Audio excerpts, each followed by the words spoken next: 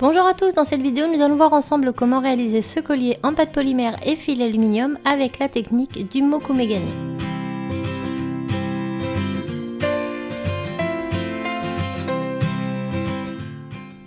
Pour ce tutoriel j'ai utilisé ces 4 couleurs de pâte, je les ai légèrement étalées, puis je les prends toutes ensemble et je viens former un morceau.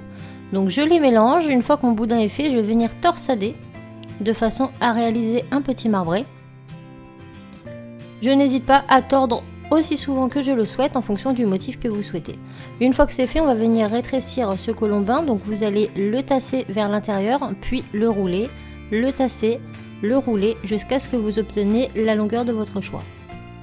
Une fois que c'est fait, donc on le remet face à nous, on va venir l'étaler grossièrement avec nos doigts et ensuite on va venir passer un petit coup de rouleau pour en faire tout simplement une plaque. Et là on voit notre marbré apparaître. Une fois que c'est fait, on va venir prendre notre plaque de texture, on va la poser dessus et on va bien appuyer pour bien faire l'empreinte le plus profond possible. Donc on y va et on n'hésite pas.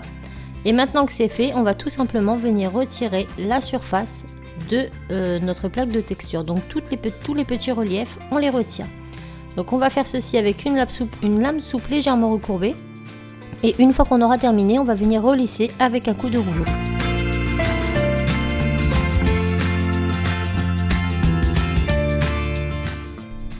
Ma plaque est prête, je vais maintenant venir prendre mes emporte-pièces. Donc j'en ai choisi des ovales et d'autres en forme de feuilles.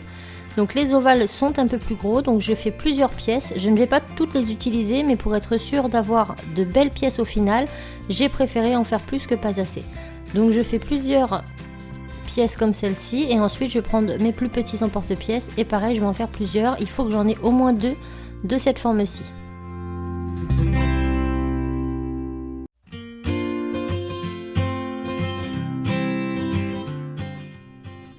On va ensuite venir retirer tout l'excédent de pâte pour venir récupérer nos petites pièces que l'on va passer au four 30 minutes à 110 degrés.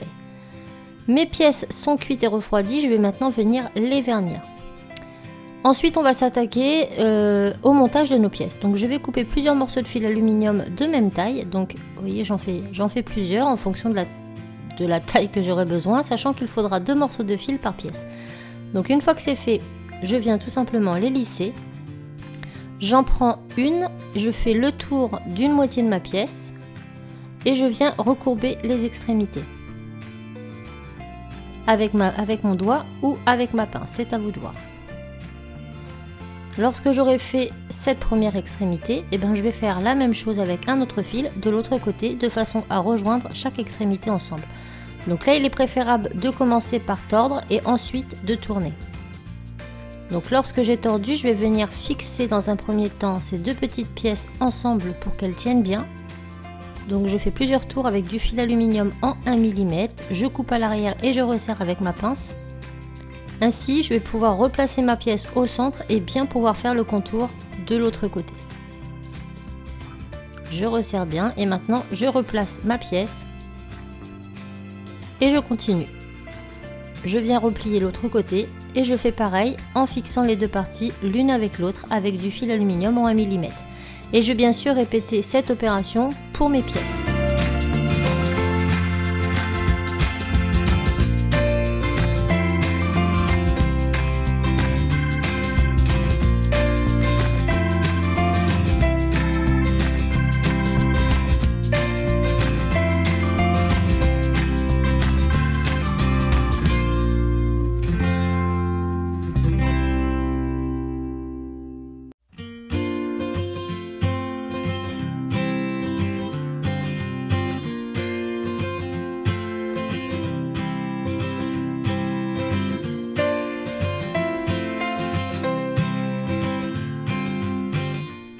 Lorsque tout mon contour est fait comme ici, on va venir coller la pièce, donc je mets de la colle sur tout le contour et je la replace dans son endroit. Ensuite, le temps qu'elle sèche, je vais pouvoir faire la même chose avec les 2 autres. Donc au final, pour mon collier, j'ai utilisé 3 pièces comme celle-ci.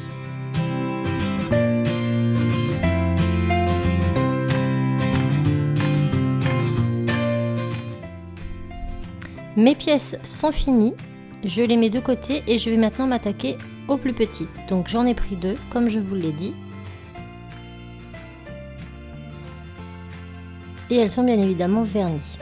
Donc je coupe 2 morceaux de fil alu, je viens faire une petite boucle au milieu d'un fil et ensuite je vais venir tourner un petit peu autour de cette boucle puis recourber. À cet emplacement, on va pouvoir fixer notre pièce. Donc je mets de la colle au dos de celle-ci et je viens la placer sur le fil aluminium.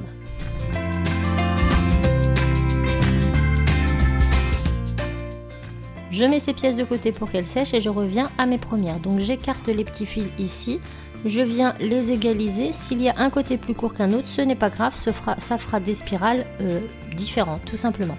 Donc maintenant je fais mes spirales allant vers l'extérieur de chaque côté de mes pièces. Donc tous les petits bouts qui dépassent, on fait des spirales. Et on fait ça pour les 3.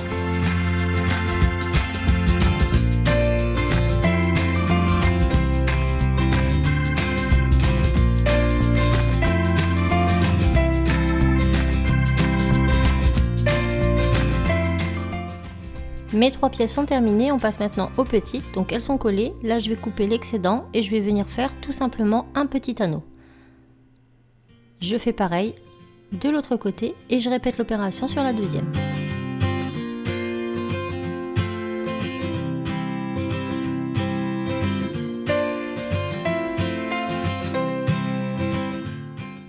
Toutes mes pièces sont terminées, il ne nous reste plus qu'à les assembler avec des anneaux. Donc on va les assembler sur les pièces uniquement du dessus. On ne touche pas à celle du dessous pour que le collier reste flexible.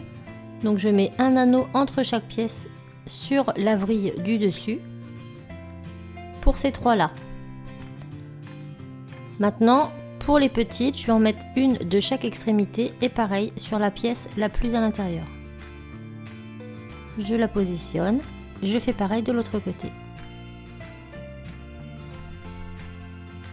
Il ne me reste plus qu'à fixer une jolie chaînette avec un joli fermoir pour que mon collier soit terminé.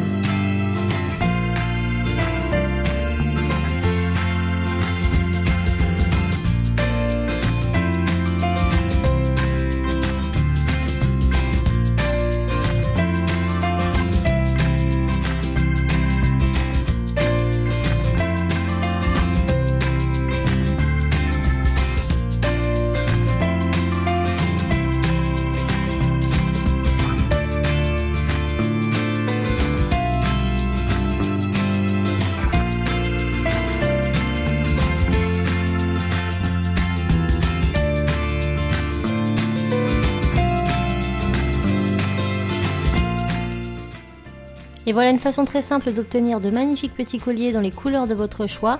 J'espère que ce tuto vous aura plu, je vous dis à très vite pour un prochain. Ciao!